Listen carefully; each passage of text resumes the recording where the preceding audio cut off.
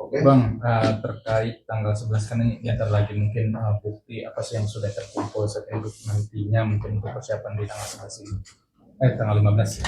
Ya, jadi eh, tanggal 15 Juli itu kan masih sidang pertama ya. Akhirnya masih sidang pertama dan biasanya secara hukum acara itu kalau sidang pertama itu masih pemanggilan kedua belah pihak, baik penggugat maupun tergugat, legal standing dari masing-masing pihak itu masih diperiksa dan kalau memang semuanya sudah lengkap, maka majelis hakim itu akan mengarahkan kita untuk melakukan mediasi dan biasanya menunjukkan mediator yang akan menjadi mediator dalam ruang mediasi tersebut dan pilihannya bisa kita yang ambil ya mediator non hakim atau yang mediator hakim. Nah, jadi di agenda sidang pertama tanggal 15 Juli ini masih belum bicara dengan bukti-bukti ya karena agendanya bukti itu nanti setelah mengalami proses mediasi selesai, proses persidangan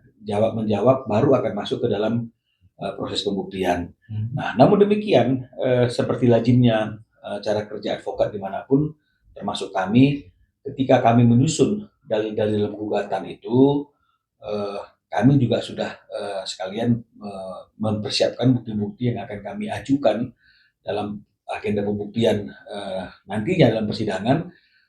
Jadi tinggal selama proses itu akan mengecek apakah ada bukti-bukti lain yang akan bisa jadi bukti pendukung dari bukti-bukti per bulan yang sudah kami siapkan. Namun tidak bisa kami sampaikan pada kesempatan hari ini karena kalau misalnya kami sampaikan ini nanti terlalu prematur ya pihak sebelah akan mengetahui apa yang menjadi senjata kami, apa yang menjadi bukti-bukti kami. Padahal seharusnya itu baru mereka lihat ketika agenda pembuktian kami. Tapi yang pasti yang kami mau sampaikan bukti-bukti itu pasti semuanya berkaitan dengan masalah anak, ya. Kenapa hak asuh anak itu harus berpindah yang tadinya disepakati ada bersama dengan S itu harus kepada Ruben dan alasan-alasan yang membuat Ruben itu pantas untuk mendapatkan hak asuh itu. Jadi buktinya pasti seputar itu dan bukan bukti yang merupakan aib daripada orang lain, aib daripada S. Gitu. Jadi ini kita betul-betul pembuktian murni, bukan bicara tentang kejelekan individu atau aib seseorang. Oke Bang, mungkin ini ada berita terbaru terkait veteran Beto BP dilaporkan sebagai penyebar hoax oleh saudari S di Polres Jakarta Selatan. Kami kan belum tahu pasti ya. Memang rumorsnya, informasinya bahwa Onyo atau veteran Beto, ya veteran Putra Onsu ini kan juga salah satu dikabarkan orang yang dilaporkan oleh S di Polres Jakarta Selatan. Tapi kepastian berita itu kan masih belum dapat kami verifikasi dan klien kami juga Ruben Onsu belum pernah menyampaikan bahwa ada panggilan kepada veteran sehingga kami belum bisa memastikan apakah dia termasuk orang yang dilaporkan oleh S apa tidak. Tapi kalau kita misalnya berandai-andai nih ya, meskipun hukum itu tidak bisa bicara andai, tapi kalau sekarang kita berandai-andai, veteran dituduh menyebar luaskan berita hoak. Nah ini yang perlu dibuktikan ya.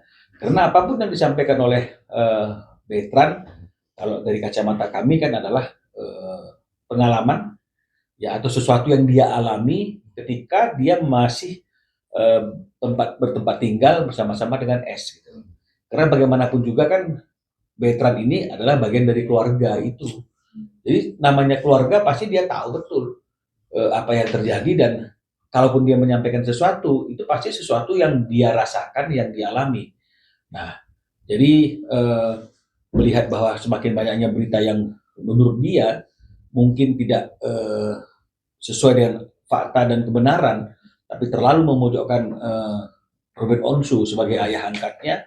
Jadi oleh karena itu mungkin dia bersuara untuk menceritakan apa yang dia lihat, apa yang dia alami, dan yang dia sampaikan itu sebenarnya lebih kepada suatu klarifikasi, suatu penjelasan bahwa tidak seperti apa yang difikirkan oleh orang-orang, tidak seperti apa yang disampaikan oleh orang-orang terkait dengan masalah situasi ayahnya Ruben dan situasi yang ada. Jadi saya kira kalau secara hukum orang yang mencoba mengklarifikasi suatu pernyataan, suatu peristiwa dan orang yang mengklarifikasi ini adalah orang yang mengalami dan mungkin saja dia juga ada di peristiwa-peristiwa yang disampaikan itu dan menurut dia itu bukanlah peristiwa yang seperti itu yang sebenarnya dan dia menyampaikan hal itu. Saya kira di mana hoaknya, di mana penghinaannya, ya. Apalagi kan ini kan bukan suatu berita yang bersifat mandiri tanpa ada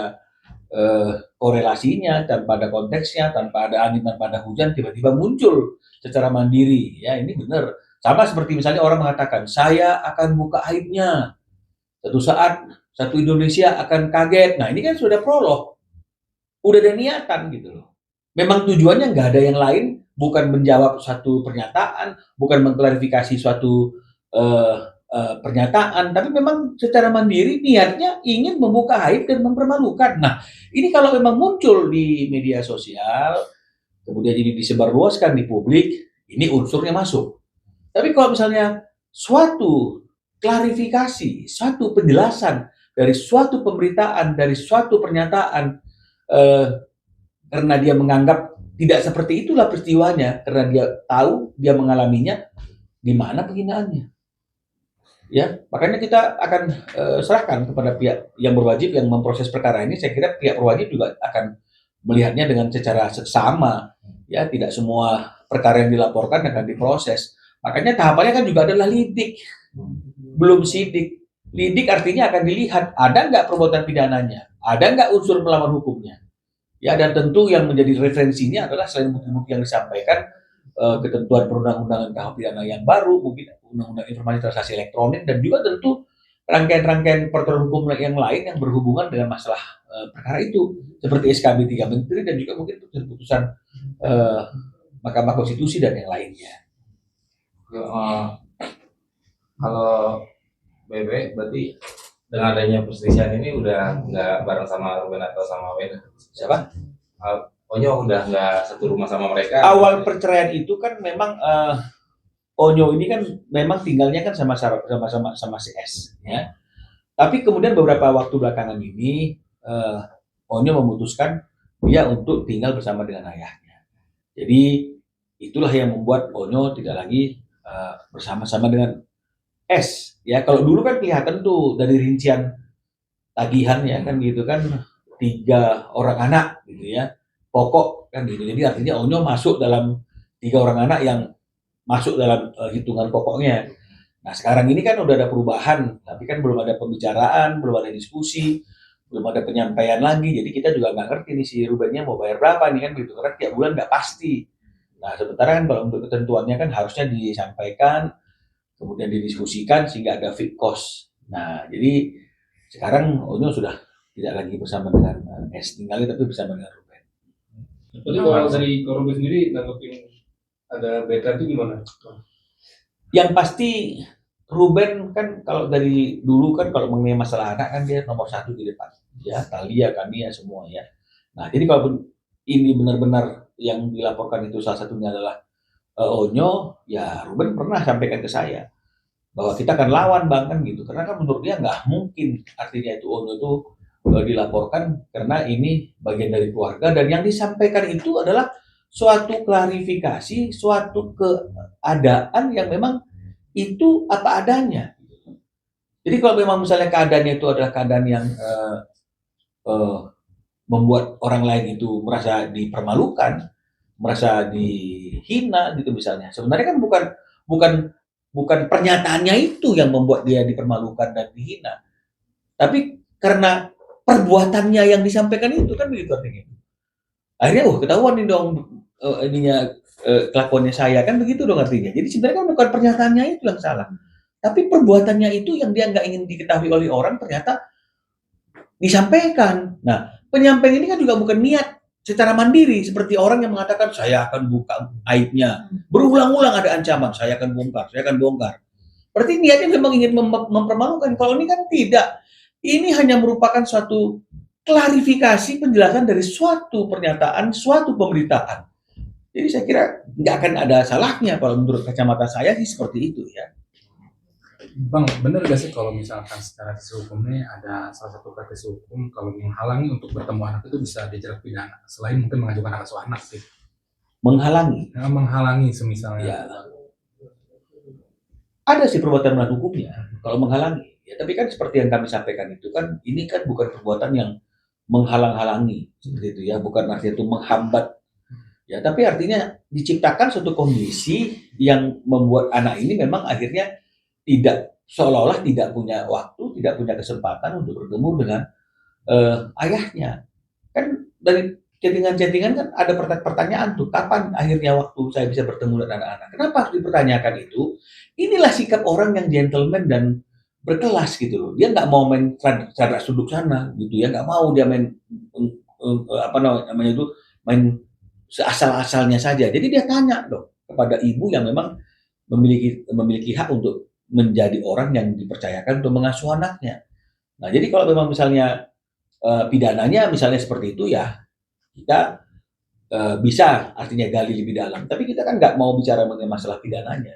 Jadi kita hanya fokus anak. Kita juga nggak akan happy kok. Artinya kalau misalnya kemudian ada pidananya, kemudian pidananya naik karena dia nggak menghalang-halangi, kemudian itu diberikan sanksi pidana, kurungan misalnya seperti itu, kita juga nggak happy karena juga kita nggak ingin ada situasi yang seperti itu. Yang kita inginkan cuma satu, anak-anak itu bisa berkumpul bersama dengan anaknya 2 atau 3 hari dalam seminggu, tiap minggunya, ya sesuai dengan apa yang disepakati bersama. Yang harinya bisa dibicarakan dan didiskusikan. Jadi ini bukan artinya itu ada niatan kita untuk menyakiti orang lain, tidak. Ya beda dengan pihak-pihak lain yang memang niatnya ingin menyakiti, melaporkan supaya ada sanksi pidana, ada sanksi kurungan, kan begitu. Kalau kita tidak seperti itu, kita hanya ingin agar anak-anak ini memiliki waktu untuk berkumpul bersama dengan ayahnya, karena itu juga adalah hak yang dilindungi oleh undang-undang, dan anak-anak ini berada dalam lingkungan yang benar-benar aman. Jangan dalam lingkungan orang dewasa yang tidak dewasa, yang suka membuli orang yang selama ini memberikan nafkah. Jangan suka membuli, mengata-ngatai orang yang merupakan ayah kandung anaknya. Saya kan sudah katakan, di ruangan terbuka aja itu disampaikan, jangan-jangan di ruang tertutup ini juga sering disampaikan. Dan ternyata Ruben sudah mengatakan bahwa dari awal di depan anak-anak pun S sudah menyebut Cong kepada Ruben. Nah, jadi kalau misalnya ini terus-menerus dilakukan, bahkan mungkin jangan-jangan lebih intens dilakukan setelah terjadinya perceraian. Apalagi setelah kemudian ada perselisihan tentang jadwal bertemu anak dan juga perhitungan mekanisme tentang biaya pemeliharaan dan pendidikan anak. Ini mungkin makin intens gitu. Bahkan mungkin bukan hanya S-nya saja yang cangcong-cangcong gitu, tapi mungkin karyawan-karyawan yang ada di rumah itu juga menjadikan itu sebagai bahan olok-olokan. Nah, ini yang menurut kami tidak pantas gitu. Ya apalagi mungkin karyawan-karyawan yang ada di rumah itu selama ini yang bayar gajinya juga Ruben. Kok tahu Pak? Ada perinciannya. Mbak 1, Mbak 2, Mbak 3 kan berarti mereka juga bayar kan Ruben. Kan begitu. Tapi masih juga mungkin terlibat menjadikan Ruben sebagai bahan tertawaan dan candaan, dan mungkin juga didengar oleh anak-anak. Ini yang membuat anak-anak kan nggak sehat pertumbuhan mentalnya, dan kalau dibilang dia jadi canggung ketemu ayahnya, ya gimana nggak canggung. Kemudian kita mau pakai itu sebagai dasar dan landasan, tanya sama anaknya, mau nggak sama ayahnya. Loh, anak-anak ini kan masih di bawah umur. Kalau kemudian dia merasa bahwa ayahnya itu bukanlah seseorang yang patut untuk dibanggakan karena cangcong-cangcong ketawain semua, ya lama-lama juga akan menjaga jarak. Itu normal, itu lumrah. Ya. Tapi kami percaya hukum kita tidak akan melihatnya dari kacamata yang seperti itu. Berarti nanti jelang sidang akan ada saksi yang dipanggil juga? Sudah pasti. Ya, selain bukti-bukti tertulis kan pasti akan ada saksi-saksi. Termasuk mungkin Wendy dan Jordi atau Pangga sendiri. Dari kacamata kami, dari pihak kami itu nanti saksi-saksi akan kita lihat sesuai dengan bagaimana dinamika persidangan, yang sesuai dengan saksi-saksi yang mendukung dalil-dalil kami. Tapi kalau dari sisi mereka, ya silakan dia mau hadirkan siapa. Termasuk mantan manajer gak sih Bang? Bisa saja kalau memang itu konteksnya berkaitan dengan masalah anak. Tapi kalau misalnya konteksnya ini tidak masalah anak, tapi masalah hubungan mereka ketika berumah tangga, kan saya sudah katakan ini sudah berlalu. Kita tidak lagi bicara mengenai masalah iya dulu dalam rumah tangga ini kan kita kan nggak bicara rumah tangga lagi. Rumah tangga mereka sudah bubar di tahun 2024. Jadi kita hanya fokus tentang anak ini sudah berada di tangan orang yang benar apa belum? Bagaimana pola asuhnya? Bagaimana pola didiknya? Kan begitu. Ini yang paling penting. Kenapa kok tidak diberikan kesempatan ayahnya untuk bisa berkumpul bersama ayah sama anak-anaknya? Oh, mungkin akan banyak alasan. Oh, karena ini, karena itu, karena ini, karena itu. Kenapa tidak disampaikan pada waktu adanya pembicaraan di hadapan notaris sehingga lahirlah Akta 39? Ini kan jadi pertanyaan. Kenapa nggak di situ? Harusnya terjadi perdebatan. Karena sesuatu dan lain hal kamu tidak boleh ketemu sama anakmu. Kenapa nggak di situ? Kalau sekarang kan terlambat. Kan begitu. Oh, karena ini, karena itu.